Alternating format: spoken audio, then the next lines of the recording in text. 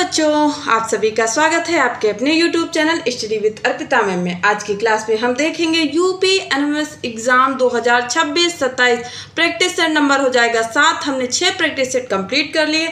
अगर अभी तक आपने नहीं देखा तो जरूर देख लीजिएगा, क्योंकि हमने प्लेलिस्ट भी बना दी है। एक बार प्लेलिस्ट ऑन करिए और सारे क्लासें आपके सामने आ जाएंगी। इस क्लास में हम देखेंगे विज्ञान और सामाजिक विज्ञान के टोटल 40 प्रश्न। आपको बता दूं कि हम यहाँ विज्ञान के 20 प्रश्न लेकर आए और सामाजिक विज्ञान के 20 प्रश्न लेकर आए हैं। और लास्ट में हम आपसे 2 प्रश्न पूछेंगे, एक तो विज्ञान का होगा और एक सामाजिक विज्ञान का होगा। जो बच्चे सही आंसर करेंगे उनका कल कमेंट बॉक्स में जो सही आंसर करेंगे उनका कल क्या लिया जाएगा, कल की क्लास में नाम लिया जाएगा। और आपको बता दूं कि जो प्रैक्टिस सेट 6 हुई थी उसमें जो बच्चे सही नाम लिए, सही आंसर किए हैं, क्या किए, सही आंसर किए, उसमें से है राजकुमार हैं और मोहम्मद अबू बकर हैं और कौन हो जाएंगे, निशा हैं। अच्छा, निशा ही है और कौन हो जाएंगे, अतीफा हैं। तो ये बच्चों ने क्या किया था, बहुत ही सही आंसर किया था। चलिए देखते हैं आज की क्लास के प्रश्नों को, और आप भी जो प्रश्न HW में मिलेंगे उनका आंसर जरूर दीजिएगा। तो चलिए देखते हैं पहला प्रश्न क्या हो जाएगा कि रक्त, ये क्या है, रक्त है, यहाँ इसको रक्त करेंगे। रक्त का शुद्धिकरण मानव शरीर के किस अंग में होता है, बताएंगे। रक्त का शुद्धिकरण कहाँ पर होता है ये बताएंगे। तो करेक्ट आंसर क्या हो जाएगा पहले प्रश्न का, तो कहेंगे वृक्क यानी कि किडनी। और देखिए वृक्क भी लिखा आ जाएगा, गुर्दा भी लिखा आ जाएगा और किडनी भी लिखा आ जाएगा। तीनों में से कोई भी चीज आ जाएंगे तो कंफ्यूज नहीं होना है। प्रश्न नंबर 2 क्या है कि तारों का टिमटिमाना प्रकाश के किस घटना के कारण होता है, बताएंगे। तो दूसरे प्रश्न का करेक्ट आंसर क्या हो जाएगा, तो कहेंगे ऑप्शन बी, प्रकाश का वायुमंडलीय अपवर्तन। क्या हो जाएगा, अपवर्तन हो जाएगा। ध्यान दीजिएगा, ये अपवर्तन हो जाएगा। अगला प्रश्न क्या है कि आधुनिक आवर्त सारणी किस वैज्ञानिक द्वारा दी गई थी। तो करेक्ट आंसर क्या हो जाएगा, आधुनिक आवर्त सारणी किसके द्वारा दी गई है, तो क्या कहेंगे कि मोसले द्वारा। किसके द्वारा, मोसले द्वारा। अगला प्रश्न क्या है कि प्रश्न नंबर 4 क्या है, जंग लगने पर लोहे के भार पर क्या प्रभाव पड़ता है। जंग लगने पर लोहे के भार पर, अच्छा बताइए, जैसे किसी में जंग लग गया, किसी लोहे में जंग लगा, ठीक है, तो उसका भार बढ़ जाएगा या घट जाएगा, या उसमें कोई परिवर्तन नहीं होगा। तो चौथे का आंसर क्या हो जाएगा, बी, बढ़ जाएगा। क्या हो जाएगा, बढ़ जाएगा। समझ में आई बात, क्या हो जाएगा, बढ़ जाएगा। अगला प्रश्न क्या है कि चींटी के डंक में कौन सा अम्ल पाया जाता है, बताएंगे। चींटी के डंक में कौन सा अम्ल पाया जाता है, तो कहेंगे ए, ऑप्शन ए करेक्ट हो जाएगा, फॉर्मिक अम्ल। क्या हो जाएगा, फॉर्मिक अम्ल करेक्ट हो जाएगा। 6 नंबर प्रश्न क्या है कि शुष्क सेल में कौन सी ऊर्जा संचित होती है। तो छठे का राइट आंसर क्या हो जाएगा, ऑप्शन बी, रासायनिक ऊर्जा। क्या कहेंगे, रासायनिक ऊर्जा करेक्ट आंसर है। अगला प्रश्न कि प्राथमिक रंग कौन कौन से हैं, तो क्या कहेंगे, प्राथमिक रंग कौन कौन से हैं, तो कहेंगे लाल, हरा, नीला। लाल, हरा, नीला क्या है, प्राथमिक रंग है। 8 नंबर प्रश्न क्या है कि भारी जल का रासायनिक सूत्र। केवल जल का क्या होता है, H2O, लेकिन भारी जल का क्या होगा, करेक्ट आंसर क्या हो जाएगा, ऑप्शन बी, D2O हो जाएगा।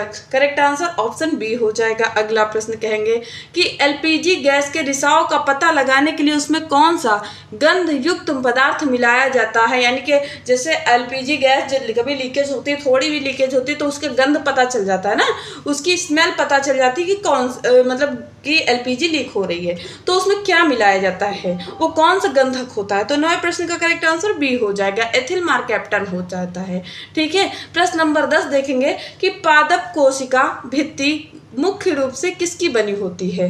पादप कोशिका भित्ति मुख्य रूप से किसकी बनी होती है, करेक्ट आंसर क्या हो जाएगा, तो कहेंगे सेल्यूलोज से। किससे होती है, तो सेल्यूलोज से बनी होती है। अगला प्रश्न, इंसुलिन हार्मोन्स की कमी से कौन सा रोग होता है, बताएंगे। इंसुलिन हार्मोन की कमी से कौन सा रोग होता है। तो 11वें प्रश्न का करेक्ट आंसर कहेंगे मधुमेह। क्या होता है, तो कहेंगे मधुमेह होता है। 12 नंबर प्रश्न क्या है कि पीतल किन धातु का मिश्रण है। 12 का करेक्ट आंसर बी, तांबा और जस्ता। तांबा और जस्ता पीतल बनाता है, ठीक है। और आपको पता है ये प्रश्न हिस्ट्री में भी आता है, ये प्रश्न हिस्ट्री में भी पूछा जाता है कि तांबा और जस्ता से क्या बनता है, तो कहेंगे पीतल बनता है।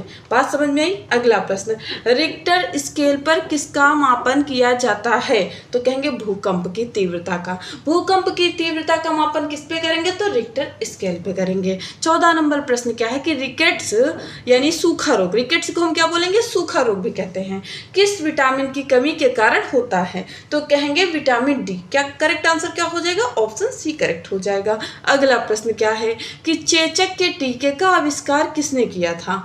चेचक के टीके का आविष्कार किसने किया था? तो 15 का करेक्ट क्या हो जाएगा? ऑप्शन बी हो जाएगा। क्या हो जाएगा? ऑप्शन बी, एडवर्ड जेनर ने किया था। देखेंगे 16 नंबर प्रश्न कि दूध से दही बनने में कौन सा बैक्टीरिया सहायक होता है? 16 का करेक्ट आंसर ऑप्शन बी हो जाएगा, लैक्टोबैसिलस। हमने कल की क्लास में बताया था कि जहां लैक्टो करके है वहां समझिए दूध दही से संबंधित है। बात समझ में आई? चलिए, अच्छा इसका भी आंसर दीजिएगा कि दूध से दही बनना कौन सा परिवर्तन है? इसका आंसर सभी लोग कमेंट बॉक्स में जरूर देना। HW मान लीजिए या अभी तुरंत क्लास वर्क भी मान सकते हैं और तुरंत आंसर भी कर सकते हैं। ठीक है, आगे देखेंगे कि बायोगैस प्लांट से निकलने वाली कौन सी गैस मुख्य ईंधन के रूप में उपयोग होती है? तो 17 का करेक्ट आंसर क्या हो जाएगा? B, methane. Correct answer methane हो जाती है। ठीक है, अच्छा सभी लोग क्लास को लाइक कर दो। पहले सभी लोग, सारे बच्चे क्लास को लाइक कर देंगे और अगर चैनल पर नए तो सब्सक्राइब जरूर कर लीजिएगा। 18वां प्रश्न क्या है कि रक्त का थक्का न जमने के आनुवांशिक बीमारी को क्या कहते हैं? क्या कहेंगे? 18 का करेक्ट आंसर तो कहेंगे हीमोफीलिया। क्या कहेंगे? हीमोफीलिया कहेंगे। अगला प्रश्न, ध्वनि की चाल सबसे अधिक किस माध्यम में होती है? यानी अगर आवाज निकालनी तो मुझे सब किस पे बजाना पड़ेगा? वायु पे बजाएंगे यानी गैस पे बजाएंगे, या जल में बजाएंगे, या फिर ठोस पे या निर्वात में? तो कहाँ अब किसको बजाने पर आवाज ज्यादा आएगी? ठीक है, ध्वनि की चाल कहाँ सबसे अधिक होगी? तो 19 का करेक्ट आंसर कहेंगे ठोस। कहेंगे ठोस पर ध्वनि की चाल क्या होती है? सबसे अधिक होती है। 20 नंबर प्रश्न क्या है कि आत्महत्या की थैली कोशिका के किस अंग को कहा जाता है? Option A ribosome, option B lysosome, option C centrosome, option D लवकों को। किसको? लवकों को। तो करेक्ट आंसर क्या हो जाएगा? जो भी हो जाएगा, ये आपका HW है जो कि हमने साइंस का एक क्वेश्चन हो गया और 2 प्रश्न पूछेंगे।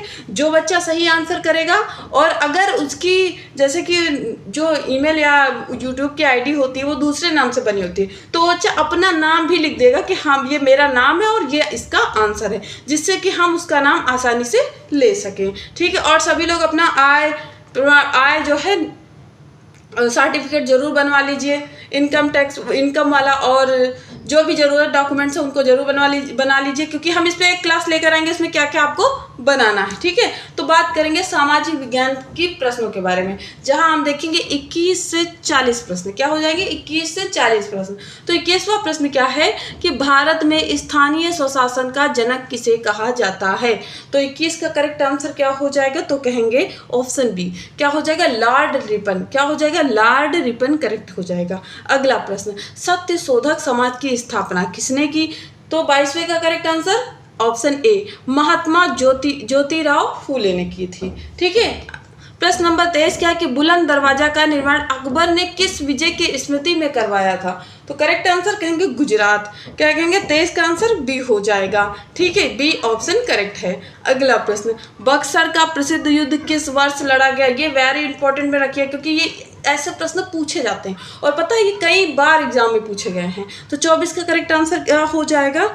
तो कहेंगे ऑप्शन बी हो जाएगा 1764। ठीक है, अगला प्रश्न क्या है कि गदर पार्टी की स्थापना 1913 ईस्वी में सैन फ्रांसिस्को में किसने की थी? तो 25वें का आंसर क्या हो जाएगा? ऑप्शन बी लाला हरदयाल ने किया था। किसने किया था? लाला हरदयाल ने किया था। 26वां का क्या हो जाएगा कि भारतीय राष्ट्रीय कांग्रेस के प्रथम मुस्लिम अध्यक्ष कौन थे? 26 का आंसर क्या हो जाएगा? ऑप्शन बी बदरुद्दीन तैयब जी। किसने किया था? बदरुद्दीन तैयब जी। तैयब जी करेक्ट आंसर हो जाएगा ऑप्शन बी। याद रखिएगा, बदरुद्दीन तैयब जी।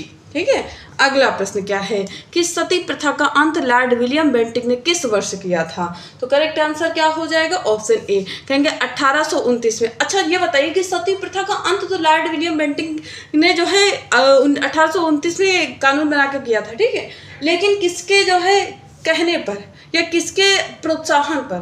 तो कहेंगे राजा राम मोहन राय। ठीक है, 28 नंबर प्रश्न देखेंगे कि इंकलाब जिंदाबाद का नारा मुख्य रूप से किसने लोकप्रिय बनाया? किसने लोकप्रिय बनाया? तो कहेंगे भगत सिंह ने। किसने? भगत सिंह ने। यहाँ डी ऑप्शन 2 आ गया, लेकिन सेम है, कोई बात नहीं, लेकिन करेक्ट आंसर क्या हो जाएगा? Bhagat Singh. B option correct हो जाएगा। चलिए देखेंगे प्रश्न नंबर 29 कि उत्तर प्रदेश का राजकीय वृक्ष कौन सा है? राजकीय वृक्ष पूछा गया है, राष्ट्रीय वृक्ष नहीं पूछा गया, बात याद रखिएगा। तो 29 का करेक्ट आंसर क्या हो जाएगा? कहेंगे ऑप्शन बी, अशोक का पेड़। कौन सा पेड़? अशोक पेड़। चलिए देखेंगे 30 नंबर प्रश्न कि सौर मंडल का सबसे ठंडा ग्रह कौन माना जाता है? कौन सा जो है सौर मंडल का सबसे ठंडा ग्रह है? तो करेक्ट आंसर 30वें का तो कहेंगे ऑप्शन बी, वरुण। और पता भी है वरुण जो है ये सूर्य है, ये क्या है? सूर्य। और सूर्य से सबसे दूरी पे कौन है? वरुण है। तो जब तक दूर है ना तो क्या हो जाएगा? ठंडा ही रहेगा। ये ऐसे ही आप याद रख सकते हैं। चलिए देखेंगे 31 नंबर प्रश्न कि ओजोन छिद्र का मुख्य कारण कौन सी गैस है? तो 31 का करेक्ट आंसर क्या हो जाएगा? CFC गैस, ऑप्शन बी, जिसे हम कहते हैं क्लोरोफ्लोरोकार्बन। 32वां प्रश्न क्या है कि निम्नलिखित में से कौन सी रेशेदार फसल है? तो 32 का करेक्ट आंसर क्या हो जाएगा? तो कहेंगे ऑप्शन बी, जूट और कपास। क्या हो जाएगा? जूट और कपास हो जाएगा। अगला प्रश्न, भारत की सबसे पुरानी पर्वत श्रृंखला कौन सी है? 33 का आंसर क्या है? कहेंगे अरावली। क्या है? अरावली हो जाएगा। 34 नंबर प्रश्न कि भाखड़ा नांगल परियोजना किस नदी पर स्थित है? 34 का आंसर ऑप्शन ए हो जाएगा, सतलुज नदी। क्या हो जाएगा? सतलुज नदी हो जाएगा। अगला प्रश्न क्या है कि काजीरंगा राष्ट्रीय उद्यान किसके लिए प्रसिद्ध है? 35 का आंसर कहेंगे एक सींग वाले गेंडे के लिए। एक सींग वाले गेंडे के लिए प्रसिद्ध है। 36 नंबर प्रश्न क्या है कि संविधान के किस भाग को भारत का मैग्ना कार्टा कहा जाता है? तो करेक्ट आंसर क्या हो जाएगा 36वें प्रश्न का? तो कहेंगे ऑप्शन बी, भाग 3, जिसे हम मौलिक अधिकार, जिसमें कितने मौलिक अधिकार हैं? बात करेंगे कि जब संविधान का निर्माण होता है, यानी जब संविधान बना था तब कितने मौलिक अधिकार थे? तब 7 थे। लेकिन अगर वर्तमान की बात कही जाए तो 6, वर्तमान में 6 और मूल में 7 थे। यह बात भी आपको याद रखनी है। चलिए देखेंगे प्रश्न नंबर 37 को कि राष्ट्रपति पद के उम्मीदवार के लिए न्यूनतम आयु सीमा कितनी होनी चाहिए? तो राष्ट्रपति बनने के लिए कितनी आयु होनी चाहिए? तो कहेंगे 35 वर्ष। कितनी आयु? तो 35 वर्ष आप याद रखिएगा। 35 वर्ष आपको याद रखना है। अस्पृश्यता का निवारण संविधान के किस अनुच्छेद में वर्णित है? तो 38 का करेक्ट आंसर क्या हो जाएगा? 38 का करेक्ट आंसर क्या हो जाएगा? ऑप्शन बी, अनुच्छेद 17। क्या कहेंगे? अनुच्छेद 17। ये बात भी आपको याद रखनी है। देखेंगे 39 नंबर प्रश्न कि भारत के प्रथम उपराष्ट्रपति कौन थे? तो भारत के प्रथम उपराष्ट्रपति की बात की गई है तो डॉक्टर सर्वपल्ली राधाकृष्णन हो जाएंगे। और 40 नंबर प्रश्न आपके लिए कि पंचायती राज व्यवस्था को संवैधानिक दर्जा किस संविधान संशोधन द्वारा दिया गया? तो करेक्ट आंसर जो भी होगा आप HW को ध्यान में रख के, एक सामाजिक विज्ञान का प्रश्न हो गया, एक साइंस का प्रश्न यानी विज्ञान का प्रश्न हो गया। तो आपके 2 प्रश्न हो गए और एक मैंने पूछा था, तो यानी 3 प्रश्नों का उत्तर आपको देना है। और जो बच्चा सही आंसर करेगा उसका जो है कल की क्लास में नाम लेंगे, सबसे पहले आके हम नाम ही लेंगे। तो आज ये प्रैक्टिस सेट जो है कंप्लीट होता है। कल की प्रैक्टिस सेट नंबर क्या हो जाएगी? 8। प्रैक्टिस सेट 8 हो जाएगा ना, क्योंकि कौन सा प्रैक्टिस चल रहा है? 7वां प्रैक्टिस सेट चल रहा है। कल की प्रैक्टिस सेट 8 हो जाएगी। तो सभी लोग देखिए, टाइम एक ही टाइम है, 7 बजे, शाम 7 बजे। याद रखिएगा हम कितने बजे जुड़ते हैं? तो शाम 7 बजे, बिना कहे। इसीलिए कहते हैं चैनल को सब्सक्राइब कर लीजिए। अगर सब्सक्राइब करे रहेंगे और 2 दिन आप जा के क्लास देखेंगे, फिर तीसरे दिन जैसे आप यूट्यूब खोलेंगे, 7 बजे यूट्यूब खोलेंगे, आपको ये क्लासें ऊपर दिख जाएंगी। ठीक है, और लाइक भी कर दीजिए, लाइक कर दीजिए, सब्सक्राइब कर दीजिए। आपको इधर उधर ढूंढने की ज़रूरत नहीं है। आप जैसे ही 7 बजे यूट्यूब पर जाएंगे, आपको क्लासें मिल जाएंगे और जाके अपनी क्लास ले सकते हैं। ठीक है, तो मिलते हैं कल की क्लास में। ये 40 प्रश्न, और साथ में ये भी बता रहा है, ये बहुत ही ज़रूरी बात थी, क्या है कि 40 में से आपके कितने प्रश्न सही हो रहे हैं? 40 में से। अभी हम थोड़ा सा जीके, यानी कि जीके की मतलब हम सेट के पेपर अभी देख रहे हैं, जहाँ पर हम मैथ को साइड में रख दिए हैं। क्या? मैथ को साइड में रखे अभी हम बड़ा सा सिलेबस उठा के पढ़ रहे हैं। ठीक है, ये कंप्लीट हो जाएगा, फिर हम टॉपिक वाइज चलेंगे। क्या चलेंगे? Topic wise. इसके बाद हम रीजनिंग पढ़ेंगे। क्या पढ़ेंगे? रीजनिंग पर आते हैं प्रैक्टिस सेट कराने के लिए। तो मिलते हैं कल की क्लास में प्रैक्टिस सेट 8 में। ठीक है।